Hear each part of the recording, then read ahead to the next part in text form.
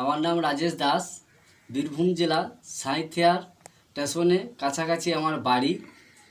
এই ডিপোর্গটা আমি আজকে 20 দিন নাগাদ খাচ্ছি।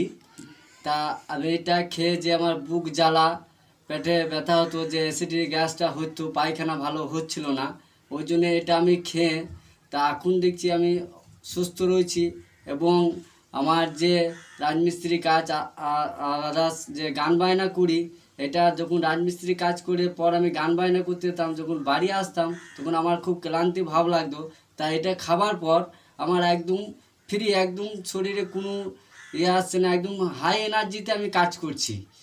তা এটা আমি বলবো যে আপনারা সকলেই এটা যেন শ্রবণ করবেন একটা করে, তাইলেই হবে। সুস্থ থাকবেন, স্বাভাবিক থাকবেন এবং আমার মতন এনার্জি নিয়ে আপনারাই কাজ করতে পারবেন। নমস্কার।